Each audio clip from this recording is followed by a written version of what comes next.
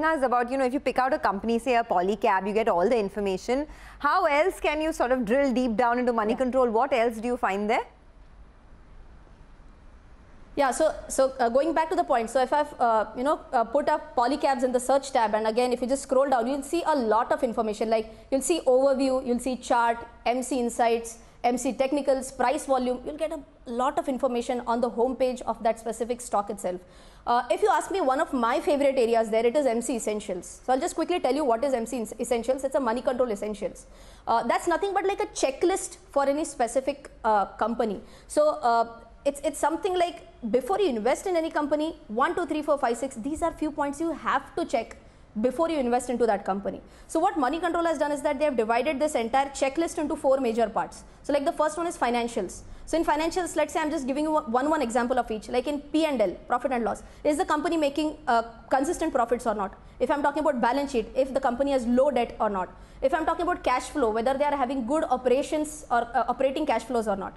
If I'm talking about the ownership of the company, are the owners, are the promoters holding a good amount of shares in the company? Are the shares pledged or not?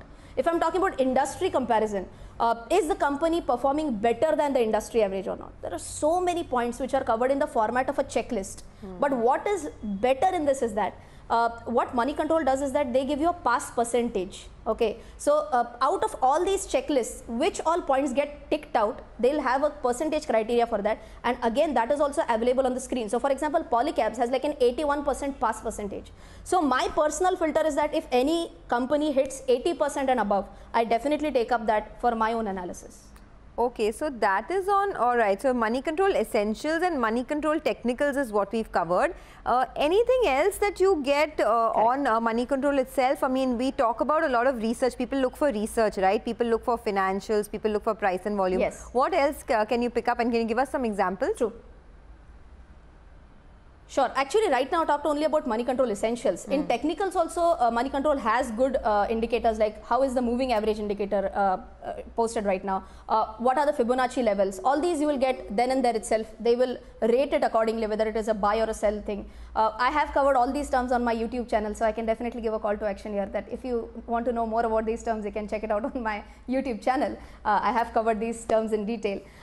Going ahead with the broker's research reports. So just in case if an individual doesn't know really how to research about a specific company, it's always better you read research reports of someone else. So you again have a separate tab like broker's research. So if you again check for Polycab, you have a research coverage by Sher Khan, Yes Securities, ICICI Direct, Dolat Capital, Sher Khan, again one more of Dolat Capital. So you can just at least read their research reports and try and understand on what basis are they recommending that particular stock. So if you see that today, if I'm not mistaken, Polycab price is somewhere around 1040. So still some air is left according to Sher Khan as well as Yes Securities, a little bit about, so that's how you can get to know about what is the expected target price as per these big brokerage houses. Are any of these... we can get the broker research reports. Sure, sure. No, I was just looking at the screen. Actually, they're showing you the tab where you get broker research on Moneycontrol. Are any of these paid, or are all of these research reports on Moneycontrol available for free? So there is one thing where there's a small fee also, which Moneycontrol has, like a pro or a premium feature available. Some of these will be available at a paid cost, but again majority of this will be free of cost. So you can definitely have a look at these, majority of these at free of cost. Okay, great. So the next thing we're looking at is insider transaction summary. Now tell us where to find this insider transaction summary and how does it help? Because I'm looking at the, I mean, it'll come up for our viewers as well on the screen. Say you have insider transactions of Shashi Amin, Pulak Party. These are different transactions that take place. How do you use, okay, this is what we are referring to. First of all, where do you find this on the website? And second of all, how do you use this to your benefit? So as I mentioned, again, the very first tab, whenever we saw that overview wala screen, in that itself you'll see insider transaction summary. Okay, so no need to search anywhere. Again, let me just quickly repeat. You search Polycab, scroll down a little bit, and you'll see a bunch of parameters there itself. So somewhere to the extreme right, you will see insider transaction summary. If you click on that, it will automatically navigate to this specific screen. So how I look at it, I'll tell you. So for example, if all these examples are like employees are selling shares of this company, that doesn't bother me a lot. But if promoters are selling a lot of shares, it means that is it something like promoters themselves are not really comfortable holding the shares of the company? So it's kind of a red flag for me when I do my own analysis. If employees are selling their stake, that doesn't bother me a lot. So whenever I check out this tab specifically, I just try to see that not major promoters are selling off or offloading a chunk of their shares in the market. Okay, that's very important information actually. We focus so much on financials, right? Even this is another important thing. Coming to financials, we have a tab financials, there's a tab price and volume, there's also a tab of shareholding. Now tell us how to read through, which is the stock that you're referring to in this particular quote, and how would you sort of, navigate through it? Sure.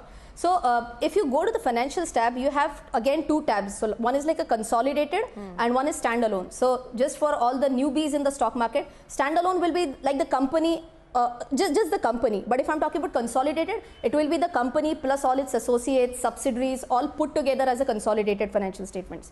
So here in the financials tab, you can see overview, income statement, balance sheet, cash flow, as well as ratios. So some basic thumb rules can be, you can see whether the revenue numbers are constantly going up or not, or is there a specific pattern or not. I won't love to see a company which has like a zigzag revenue numbers. So there's no specific direction in which the revenue numbers are going. So I personally prefer a company which has like a complete ascending pattern revenue numbers. I also check out the net profit numbers. So there may be a case where revenues are going up, but the net profits are going down. So again, that can be an alert point for me. I would also check the EPS, and the best part is all these things are given in a graphical presentation. So even if you're not comfortable looking into the numbers, some people get very scared of these numbers. I'm sure you might have seen Tare Zameen Par, in which when it comes to so many numbers, these numbers start coming out of the books floating, and people get scared of these numbers. So nothing like that. It's seen in the graphical format. So it's a pleasant thing to watch for all the newbies. It's very easy to analyze whether it's in an increasing trend or in the decreasing trend. Okay, talking about graphical format, there's one more tab, right? Shareholding. Now, I mean, me and you have tracked shareholding patterns of companies for years, but for newbies, what does this mean, this whole graph, and how would you sort of navigate through it? So if you are able to see this graph on the screen right now, you can see that for this company, a majority of the chunk is held by the promoters of the company. A simple thumb rule is that if promoters hold a lot of stake in their own company, it shows the confidence of the promoters in their company. Of course, that can be professionally run companies as well. But if I'm talking about a traditional business, then in that case, promoters holding should be good. Second thing that I generally check is how much is the FII and the DII holding, because there could be some companies where retail holding is pretty much high, but DIIs are not investing in that company. So a simple thumb rule for a new investor can be that if FIIs and DIIs have not invested in the company, it means that they are yet to get confidence about that company. Then should I really risk out my money and go into that company or not? So it's better that you have a good amount of FII, DII holding as well, and then you may think of entering in the company based on other parameters as well. One more very important point that you can see in this same thing is that how much percentage of the promoter's stake is pledged. So again, a simple thumb rule, if more percentage of their stake is pledged by the promoters, is definitely not a good sign. I personally would stay away from companies which have a big pledged shareholding. Okay, all right. We still have one more tab to run through, which is peer comparison, which interests me the most because there are plenty of tabs there. But you know what? This is a really interesting session. How to navigate through websites, where to get all the free data that you can use for your investment calls.